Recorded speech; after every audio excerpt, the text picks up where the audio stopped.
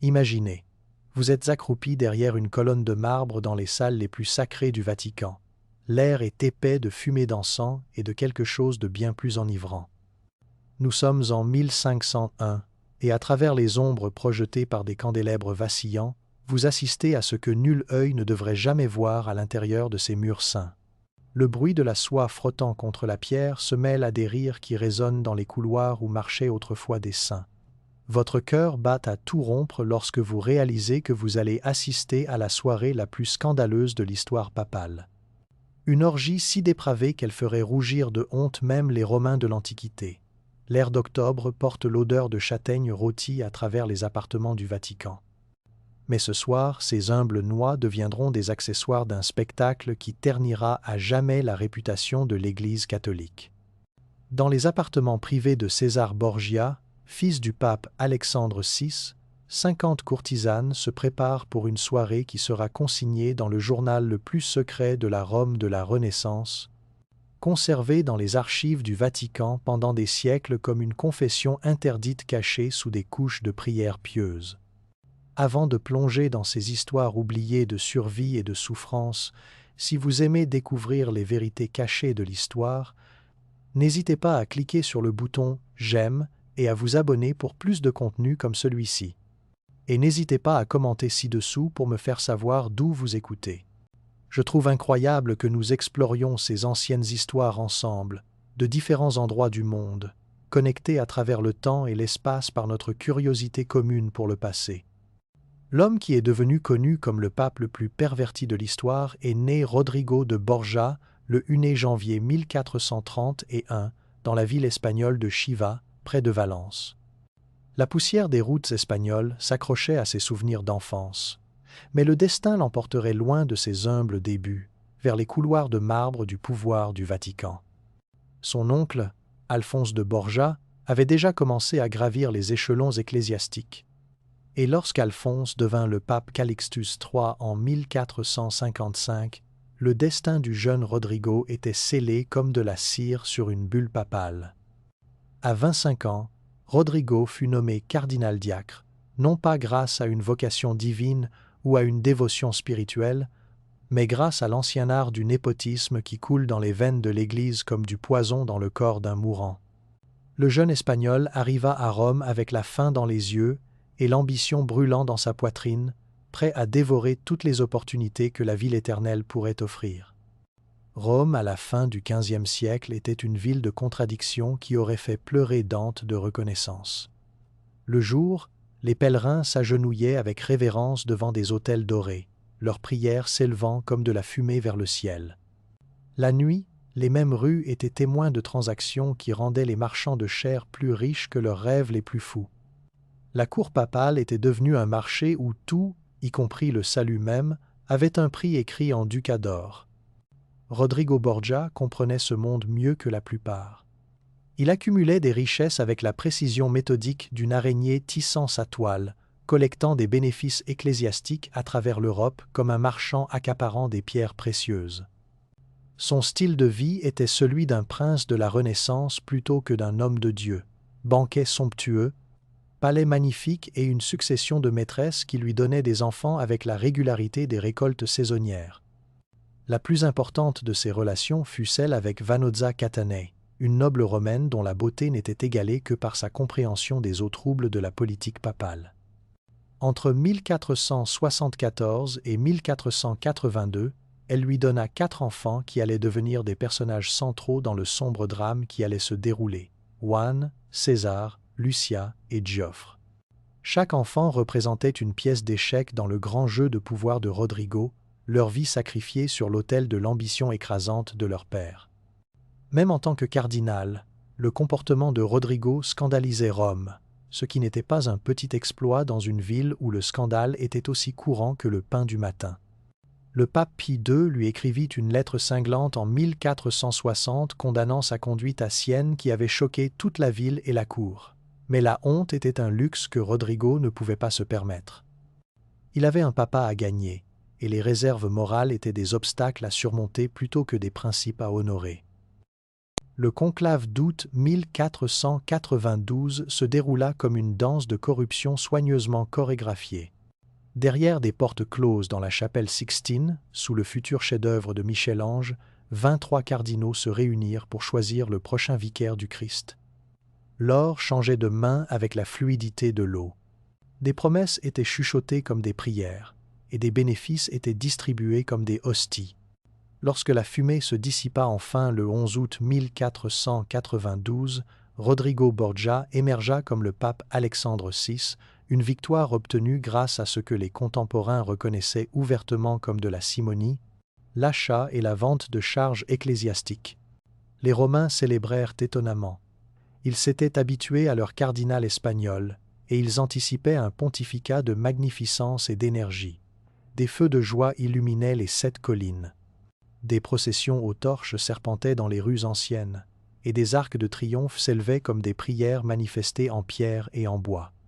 La coronation du nouveau pape à la basilique Saint-Pierre le 26 août fut saluée par ce que les observateurs qualifièrent de plus grande ovation jamais reçue par un pontife. Alexandre VI commença son règne par des mesures qui semblaient promettre une réforme. Il rétablit l'ordre dans les rues de Rome, où plus de 200 assassinats avaient eu lieu quelques mois avant son élection. Il établit des districts avec des magistrats chargés de maintenir la paix, et il entendait personnellement les griffes tous les mardis, rendant justice avec une efficacité que les observateurs contemporains louaient comme admirable. Pour un bref instant, il sembla que la divine providence avait placé le bonhomme sur le trône de Saint-Pierre, mais le pouvoir, comme le vin, révèle le caractère plutôt que de le créer. Les réformes initiales d'Alexandre furent éclipsées par sa poursuite incessante de l'avancement de ses enfants, en particulier ses fils, Juan et César. L'un fut nommé duc de Gandie en Espagne et épousa une cousine du roi d'Espagne. César, bien qu'il n'ait que 18 ans, fut nommé au prestigieux archevêché de Valence et plus tard élevé au rang de cardinal, fonction qu'il considérait comme des tremplins plutôt que des vocations sacrées. Les appartements pontificaux sous le règne d'Alexandre devinrent un théâtre où le sacré et le profane exécutaient un ballet obscène. Les dîners s'étendaient tard dans la nuit, accompagnés de divertissements qui dépassaient les limites de la décence, même selon les normes de la Renaissance. La maîtresse d'Alexandre, Julia Fars, connue dans toute Rome sous le nom de Julia la Bella pour sa beauté extraordinaire, se déplaçait dans les couloirs du Vatican aussi librement que n'importe quel cardinal.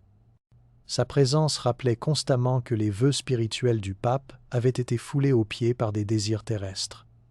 Johann Burchard arriva dans ce monde de contradictions comme un observateur méticuleux armé d'une plume et d'une mémoire impitoyable. Né vers 1450, il était un aventurier dans l'âme. Prêtre, il avait étudié le droit canonique et était monté dans les rangs ecclésiastiques pour devenir le maître des cérémonies pontificales, poste qui lui accordait un accès intime aux moments les plus secrets de la vie pontificale. À partir de 1483, sous le pape Sixte IV, Burchard tenait ce qu'il appelait son « Lionotum », un journal détaillé qui consignait à la fois les cérémonies magnifiques et la conduite scandaleuse de 5 papes différents. Burchard n'était pas un romantique. Il possédait l'âme d'un comptable et l'œil d'un sténographe de cour. Ses écrits manquent des fioritures des chroniqueurs contemporains, mais ils portent le poids de la vérité précisément en raison de leur ton sec et factuel.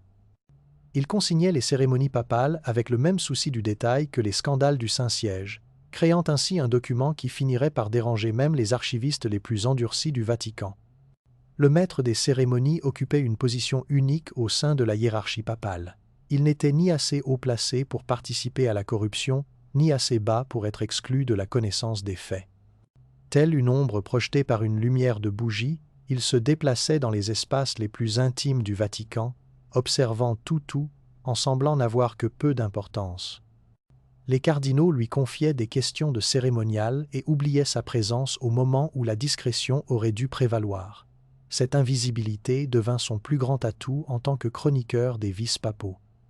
Vers la fin des années 1490, le comportement de la famille Borgia commençait à attirer l'attention négative de toute l'Europe.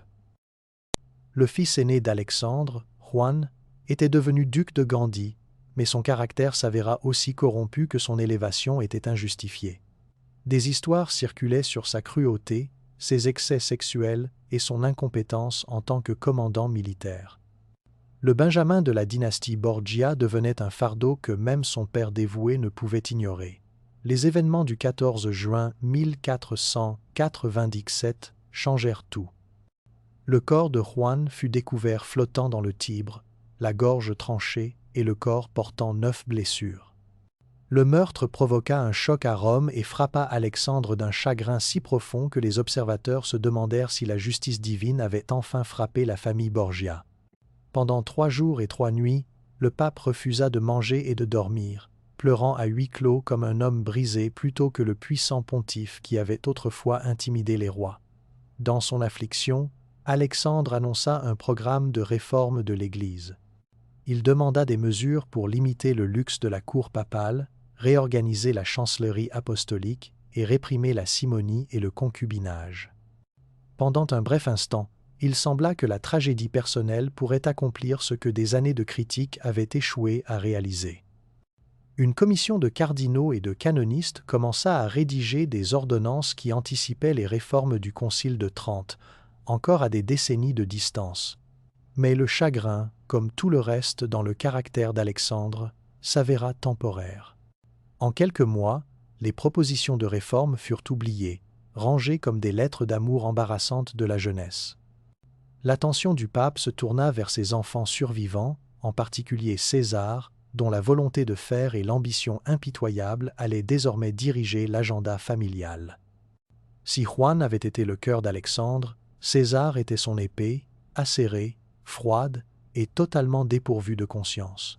César possédait un charisme qui attirait aussi bien les admirateurs que les ennemis.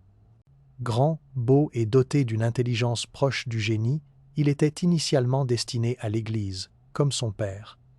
Mais les talents de César résidaient dans la guerre et l'art politique plutôt que dans la théologie. Il renonça à son cardinalat en 1498, devenant ainsi le premier cardinal de l'histoire à abandonner volontairement son office sacré pour viser le pouvoir temporel. Le paysage politique de l'Italie offrait à César des opportunités qui auraient mis au défi l'imagination même de Machiavel. Le roi de France Louis XII avait besoin de l'approbation papale pour l'annulation de son mariage.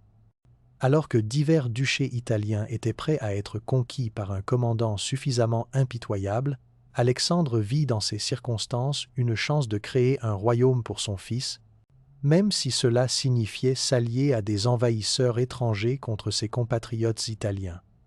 Grâce à une combinaison de sièges, d'assassinats et de manipulations politiques, César s'est taillé un domaine dans le centre de l'Italie qui en a fait l'un des hommes les plus puissants d'Europe. Ces méthodes étaient si efficaces que Niccolò Machiavel l'utilisa plus tard comme modèle pour Le Prince, admirant la capacité de César à combiner cruauté et efficacité dans la poursuite d'objectifs politiques. Mais un tel succès nécessitait des ressources que même les coffres papaux ne pouvaient pas facilement fournir, ce qui a conduit Alexandre à des méthodes de collecte de fonds de plus en plus créatives. La vente d'indulgences, d'offices ecclésiastiques et même de casquettes de cardinal est devenue systématique au cours des dernières années d'Alexandre. Les familles riches pouvaient acheter des postes ecclésiastiques pour leurs fils, achetant ainsi le salut et le statut social. Le collège des cardinaux s'est agrandi non pas grâce au mérite spirituel, mais grâce à la contribution financière, Alexandre ayant nommé 47 nouveaux cardinaux au cours de son règne. Chaque nomination représentait des milliers de ducats qui affluaient dans le trésor papal et, en fin de compte, dans le coffre de guerre de César. Rome, à cette période, ressemblait à une ville occupée par ses propres dirigeants. La famille Borgia considérait les États pontificaux comme son royaume personnel, Alexandre en tant que patriarche et César en tant que prince héritier.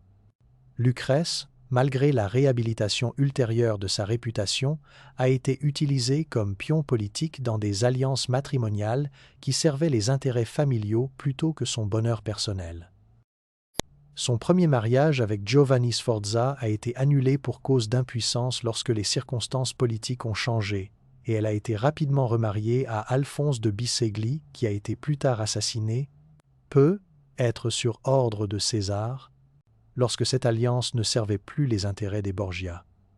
Les appartements du Vatican pendant ces années sont devenus un théâtre de divertissement de plus en plus élaboré qui ont mis à l'épreuve les limites du comportement acceptable, même selon les normes de la Renaissance. Alexandre prenait un plaisir immense aux spectacles théâtraux, aux concerts de musique et aux banquets qui s'étendaient jusqu'au petit matin. Parmi les invités figuraient des cardinaux, des ambassadeurs, des marchands fortunés et une brochette de courtisanes dont la beauté n'était égalée que par leur discrétion ou son absence. Ces rassemblements servaient à plusieurs fins, au-delà du simple divertissement.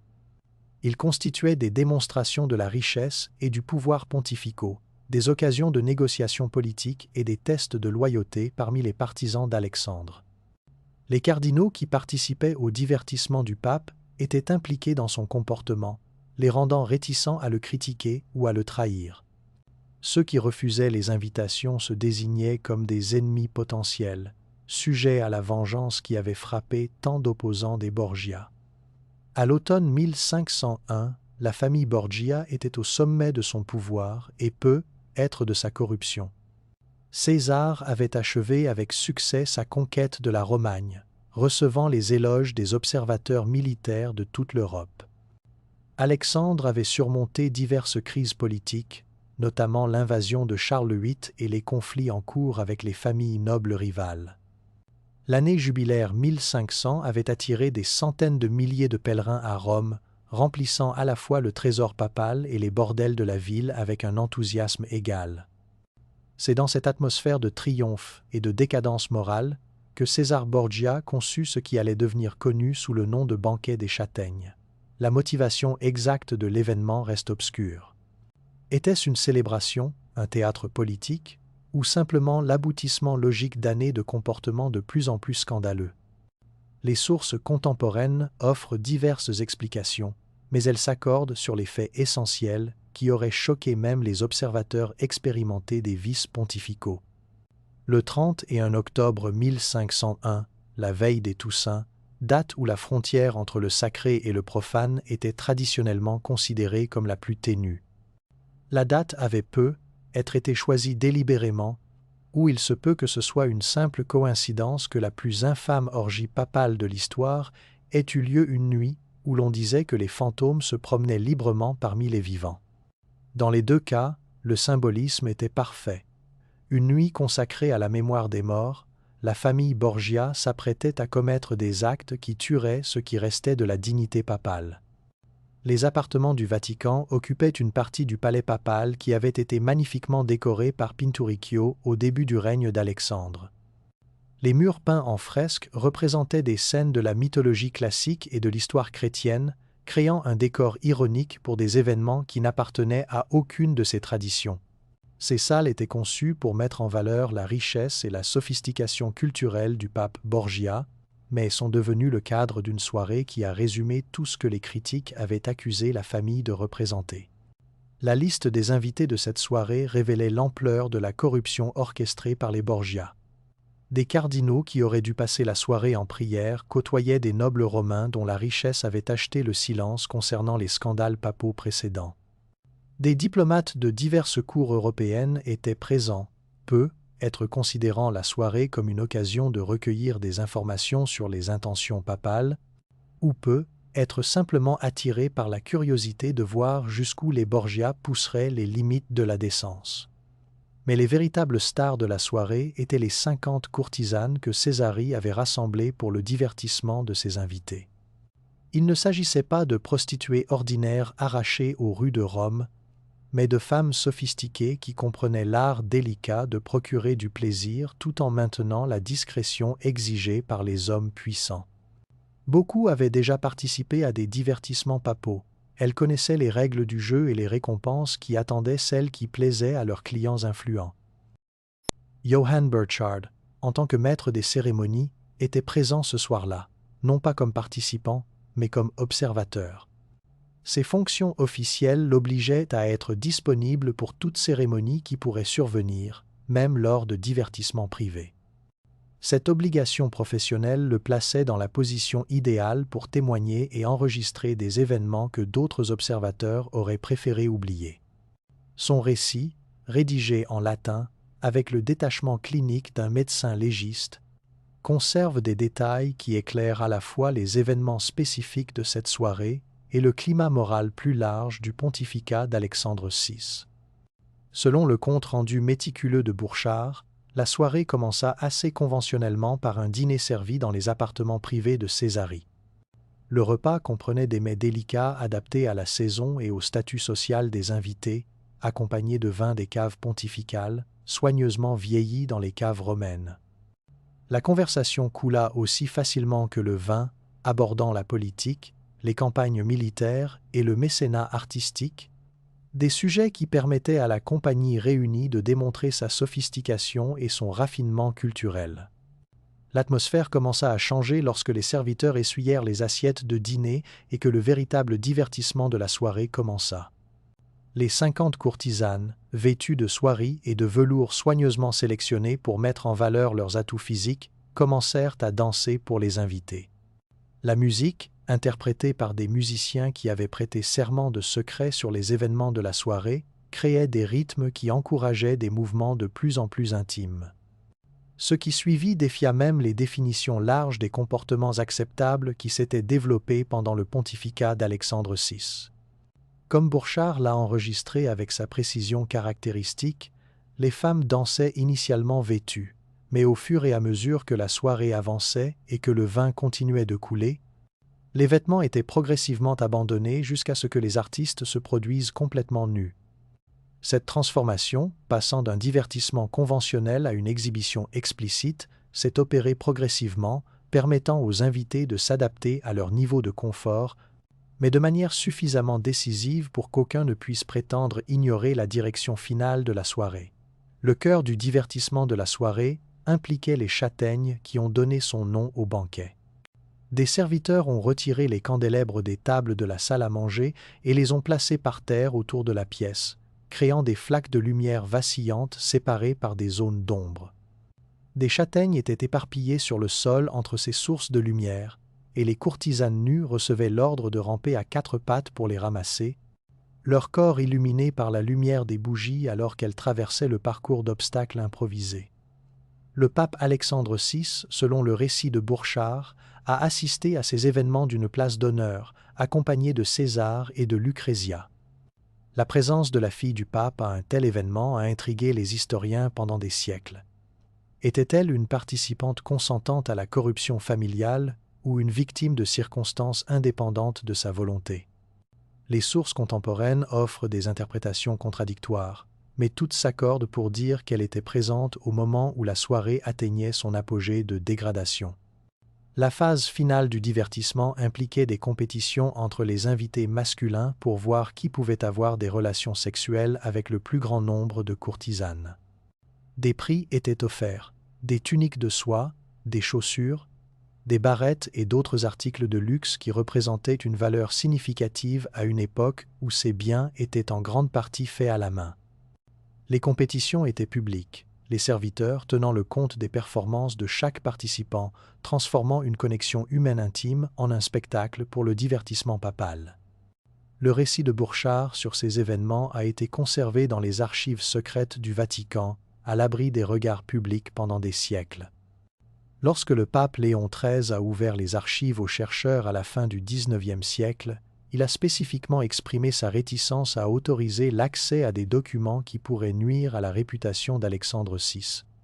Le fait qu'une telle prudence ait été nécessaire plus de 4 siècles après les événements décrits suggère le pouvoir durable du scandale que Béhard avait si soigneusement documenté. Le matin après le banquet des châtaignes, Rome était inchangée en surface, mais fondamentalement transformée dans ses fondements spirituels. Les pèlerins continuaient d'arriver pour les messes à la basilique Saint-Pierre. Les cardinaux maintenaient leurs agendas de réunions et de cérémonies, et le pape lui-même apparaissait pour les audiences publiques comme si rien d'extraordinaire ne s'était produit. Mais la connaissance des événements de la veille s'est répandue dans la ville par le réseau de serviteurs, de gardes et de fonctionnaires mineurs qui avaient assisté à la orgie papale ou en avaient entendu parler. Le récit du banquet a dépassé les frontières de Rome grâce aux correspondants diplomatiques des ambassadeurs étrangers qui avaient soit assisté à l'événement, soit en avaient appris l'existence auprès de sources fiables. Des lettres conservées dans les archives européennes témoignent du choc et du dégoût des observateurs qui se croyaient à l'abri de toute surprise concernant le comportement papal. Même les représentants des souverains séculiers, qui maintenaient leur propre cour avec une moralité assez souple, exprimèrent leur étonnement face à ce qui s'était passé dans les lieux saints du Vatican. Les implications politiques du scandale allaient bien au-delà des questions de morale personnelle. Des réformateurs à travers l'Europe, y compris des figures comme Gérald Moavanarella à Florence, se saisirent des récits du banquet comme preuve que le pape lui-même était devenu irréformablement corrompu. Les appels à des conciles pour déposer Alexandre VI gagnèrent en urgence, soutenus par des récits détaillés de comportements qui semblaient confirmer les pires accusations contre le pape Borgia. La réponse d'Alexandre à la critique fut typiquement défiante. Au lieu d'exprimer des remords ou de mettre en œuvre des réformes, il intensifia son soutien aux campagnes militaires de César et continua à vivre avec le même excès magnifique qui avait caractérisé tout son pontificat. Le scandale sembla même le libérer de toute contrainte qui avait auparavant limité son comportement, comme si l'aveu public de sa corruption le dispensait de toute nécessité de maintenir une respectabilité, même superficielle. Le banquet des châtaignes eut lieu vers la fin du pontificat d'Alexandre, mais ce ne fut pas un incident isolé de faiblesse morale. Il représentait plutôt l'aboutissement logique d'années de corruption croissante qui avaient transformé la cour papale en quelque chose d'inconnu pour les générations précédentes de croyants chrétiens. Le sacré et le profane étaient devenus si intimement mêlés que les distinguer demandaient un effort que peu étaient prêts à faire. La carrière de Savard Borger continua à prospérer dans l'immédiat après coup du scandale, ce qui suggère que l'indignation morale avait peu d'impact sur les calculs politiques dans l'Italie de la Renaissance. Ses succès militaires continuèrent à lui valoir des éloges d'observateurs qui admiraient l'efficacité, quel que soit le caractère personnel de ceux qui l'avaient obtenu. L'analyse ultérieure de Machiavel sur les méthodes de Savard séparait explicitement l'habileté politique de la vertu morale, en arguant que les souverains doivent être prêts à employer tous les moyens nécessaires pour atteindre leurs fins. Mais le succès bâti sur de telles fondations s'avéra temporaire. Alexandre VI mourut le 18 août 1503, probablement de la malaria, mais entouré de rumeurs d'empoisonnement qui reflétaient l'atmosphère de suspicion et de violence qui avait caractérisé son règne. Sa mort eut des conséquences immédiates pour ses enfants. Le soutien politique de César s'évapora sans la protection papale, et il mourut en combattant comme mercenaire en Espagne 4 ans plus tard. Lucrezia survécut pour devenir duchesse de Ferrare, mais sa vie ultérieure fut éclipsée par les scandales de sa jeunesse et la réputation notoire de sa famille. Le nouveau pape, Jules II, refusa d'occuper les appartements Borgia où s'était déroulé le banquet des châtaignes. Il s'installa dans des pièces à l'étage supérieur qu'il confia à Raphaël pour qu'il les décore de fresques qui deviendront quelques-unes des œuvres les plus célèbres de l'histoire du Vatican. Ce déménagement symbolisait une tentative plus large de distancer le papat des manquements moraux du règne d'Alexandre. Bien que les dommages à la réputation papale se soient avérés plus difficiles à réparer que les appartements endommagés, l'évaluation historique du banquet des châtaignes a varié selon le climat moral et politique des époques suivantes. Les historiens catholiques des XIXe et début XXe siècles ont souvent contesté l'exactitude du récit de Burchard, arguant qu'un témoin fiable n'aurait pas pu documenter un comportement aussi extrême, ou que des interpolations ultérieures avaient corrompu le texte original. Les historiens protestants, au contraire, considèrent le scandale comme une preuve à l'appui de leur critique de l'autorité papale et des prétentions catholiques à la direction morale. Les historiens modernes acceptent généralement l'exactitude fondamentale du récit de Burchard tout en le plaçant dans le contexte plus large de la culture italienne de la Renaissance.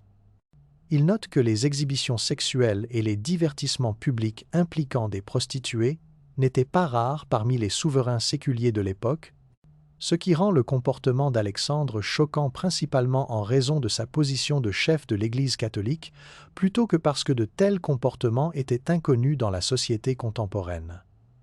Le cadre architectural du banquet ajoute une autre couche d'ironie historique aux événements de cette soirée d'octobre. Les pièces où s'est déroulée l'orgie avaient été décorées par Pinturicchio avec des fresques représentant des épisodes de la mythologie classique et de l'histoire chrétienne. Des dieux et des saints anciens surplombaient les murs peints tandis que se déroulaient des scènes qui auraient scandalisé les sensibilités païennes et chrétiennes, créant un commentaire visuel sur la distance entre les idéaux artistiques et la réalité humaine. Des investigations archéologiques des appartements du Vatican ont révélé des détails sur l'agencement physique qui aident à expliquer comment de tels événements pouvaient se produire dans le palais papal. Les appartements Borgia étaient conçus avec plusieurs chambres reliées par des couloirs qui permettaient à la fois des cérémonies publiques et des divertissements privés. L'insonorisation entre les pièces signifiait que les activités dans une zone pouvaient ne pas être audibles dans les espaces adjacents, ce qui assurait l'intimité nécessaire au comportement de plus en plus extrême d'Alexandre. La conservation du journal de Burchard dans les archives secrètes du Vatican soulève des questions sur la relation de l'Église avec sa propre histoire. Pendant des siècles, ces documents sont restés scellés, accessibles uniquement à une poignée de chercheurs ayant reçu l'autorisation spéciale des autorités papales. La décision de conserver ces documents tout en restreignant l'accès suggère une reconnaissance de leur importance historique combinée à un embarras quant à leur contenu. Des témoignages contemporains provenant de sources autres que Burchard fournissent des preuves corroborantes pour au moins une version des événements décrits. La correspondance diplomatique de l'époque mentionne des divertissements papaux qui transgressent les limites de la décence. Bien que peu de sources fournissent les détails explicites qui rendent le récit de Burchard si convaincant, la convergence de plusieurs sources convergeant vers des conclusions similaires renforce l'argument en faveur de l'acceptation de l'historicité fondamentale du banquet des châtaignes. L'impact du scandale sur l'histoire papale ultérieure ne peut être mesuré uniquement en termes de conséquences politiques immédiates. Le comportement d'Alexandre VI, culminant avec des événements tels que le banquet des châtaignes, a fourni des arguments aux réformateurs protestants qui affirmaient que le Saint-Siège lui-même était devenu irrémédiablement corrompu. Les critiques de l'autorité papale par Martin Luther ont gagné en crédibilité grâce à des exemples bien documentés de manquements moraux au plus haut niveau de la hiérarchie ecclésiastique. La contre-réforme, qui a commencé au milieu du XVIe siècle, a représenté, en partie, une réponse à des scandales comme le banquet des châtaignes. Les dirigeants de l'Église ont reconnu qu'une réforme morale était nécessaire pour restaurer la crédibilité papale et contrer les critiques protestantes. L'accent mis par le Concile de Trente sur la discipline cléricale et la création de séminaires pour la formation des prêtres ont permis de résoudre des problèmes qui avaient été dramatiquement illustrés par la conduite d'Alexandre VI. Mais la réforme a eu un coût qui allait au-delà de simples changements de politique. La magnificence baroque des cérémonies papales post-tridentines représentait une tentative de restaurer la dignité de l'autorité papale grâce à la splendeur visuelle et à un rituel soigneusement chorégraphié. Les divertissements spontanés qui avaient caractérisé la cour d'Alexandre ont cédé la place à des présentations formelles conçues pour souligner la majesté papale tout en minimisant les occasions de scandale. L'impact psychologique d'événements tels que le banquet des châtaignes sur les participants et les observateurs reste difficile à évaluer à distance historique. Pour les courtisanes qui se sont produites ce soir-là, l'expérience représentait probablement une obligation professionnelle plutôt qu'une dégradation personnelle. Leur position sociale rendait un tel emploi d'autant plus nécessaire économiquement qu'il ne s'agissait pas d'un choix moral. Pour les responsables de l'Église qui étaient présents, la soirée a pu représenter soit une participation volontaire à la corruption, soit une soumission hésitante aux attentes papales qui comportaient la menace de représailles professionnelles. La réponse de la population romaine à la connaissance du comportement papal révèle la relation complexe entre l'autorité religieuse et la foi populaire. Malgré la connaissance généralisée des manquements moraux d'Alexandre, les pèlerins ont continué à affluer à Rome, les messes ont continué à être célébrées et le système sacramentel a continué à fonctionner. Cela suggère que le catholicisme populaire avait développé une sophistication théologique suffisante pour distinguer la valeur personnelle des responsables de l'Église et la validité de leurs fonctions religieuses. Le banquet des châtaignes représente plus qu'un simple incident isolé de mauvaise conduite papale. Il éclaire la transformation plus large de l'Italie de la Renaissance, passant de la chrétienté médiévale au système d'États européens de l'époque moderne. Le comportement d'Alexandre VI reflétait les valeurs des princes séculiers qui utilisaient le luxe et le spectacle pour démontrer leur pouvoir. Mais sa position de leader spirituel du christianisme catholique créait des contradictions qui se révélèrent finalement insoutenables. La soirée du 31 octobre 1501 marque ainsi un tournant dans l'histoire du papat, le moment où la tension entre l'autorité spirituelle et le pouvoir temporel atteignit une crise qui demandait une solution. Le scandale força les papes suivants à choisir entre la magnificence mondaine et la crédibilité morale, un choix qui allait façonner le développement de l'Église catholique pour les siècles à venir. En repensant à cette soirée éclairée à la bougie dans les appartements du Vatican, il y a plus de 5 siècles, nous voyons des reflets de la lutte éternelle de l'humanité entre les aspirations sacrées et les désirs profanes. Les châtaignes éparses sur les sols de marbre des chambres pontificales étaient des fruits humbles qui sont devenus des symboles de la chute possible de la dignité humaine lorsque le pouvoir échappe à toute contrainte morale. Dans un monde où de tels contrastes existent encore, où les leaders spirituels déçoivent parfois leurs fidèles, où le pouvoir corrompt même ceux qui sont appelés à servir des causes supérieures, le banquet de châtaignes sert à la fois de scandale historique et d'avertissement durable. Les bougies qui illuminaient cette soirée notoire ont depuis longtemps été éteintes. Les participants se sont réduits à poussière dans les tombes romaines, et les salles mêmes où se déroulèrent ces scènes présentent aujourd'hui des œuvres d'art inestimables aux touristes respectueux. Mais la prose latine soignée de Burchard préserve ces moments où la frontière entre le sacré et le profane s'effondrait entièrement.